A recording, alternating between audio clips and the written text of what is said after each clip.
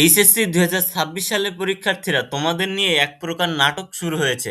কারণ তোমাদের নিয়ে আবারও কিন্তু ফর্ম পূরণের এবং টেস্ট পরীক্ষার ফলাফল গ্রহণ শেষে ফলাফল কবে দিবে সে নাগাদ একটা নোটিশ তারা প্রকাশ করে দিয়েছে শিক্ষা বোর্ড। তবে আগের নোটিশে দেখা গেছিল যে 10 তারিখের ভিতরে, 10ই মার্চের ভিতরে তোমার এই ফলাফলটা, টেস্ট পরীক্ষার ফলাফল প্রকাশ করতে হবে। এইবার সেই তারিখ আবার এগিয়ে আনছে যে 26 তারিখের ভিতরে, 26শে ফেব্রুয়ারির ভিতরে ফলাফল প্রকাশ করতে হবে এবং 1ই মার্চ থেকে তোমার এই ফর্ম পূরণ তোমার শুরু হবে।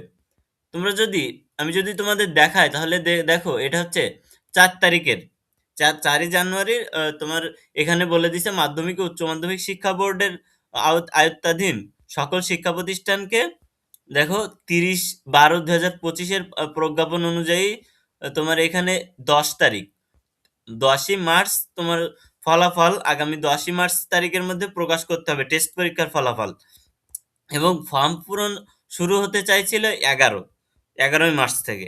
এখন তোমার কালকে তোমার 6ই জানুয়ারি আবার আর একটা বিজ্ঞপ্তি তারা দিয়ে দিয়েছে। এই বিজ্ঞপ্তিতে বলে দিয়েছে তারা, দেখো, যে 26শে ফেব্রুয়ারির ভিতরে, এই দেখো 6/1/2026, অর্থাৎ 26শে ফেব্রুয়ারির ভিতরে আগের যে ইয়েটা তারা দিছিল ওটা বাতিল।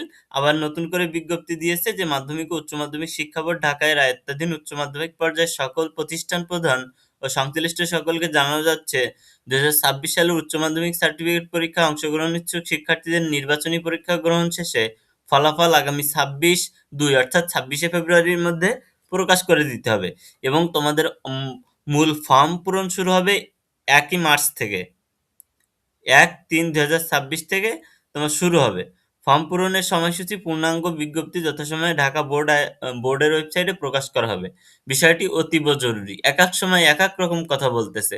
আবার 2 দিন পরে গিয়ে আবার নতুন বিজ্ঞপ্তি দেবে কিনা তারও একটা নিশ্চয়তা নাই আর কি। যা হোক, নতুন বিজ্ঞপ্তি দিলে অবশ্যই তোমাদেরকে জানিয়ে দিব। তোমাদের গত বিজ্ঞপ্তিতে তোমাদের বলে দিছিল যে তোমাদের ফর্ম পূরণটা শুরু হচ্ছে 11 তারিখ থেকে, আবার ফর্ম পূরণটা এগিয়ে এনে দিছি 1 তারিখ থেকে ফর্ম পূরণ শুরু হবে। ঠিক আছে? তো অবশ্যই যখন বিজ্ঞপ্তি দিবে আবার অবশ্যই জানিয়ে দিব।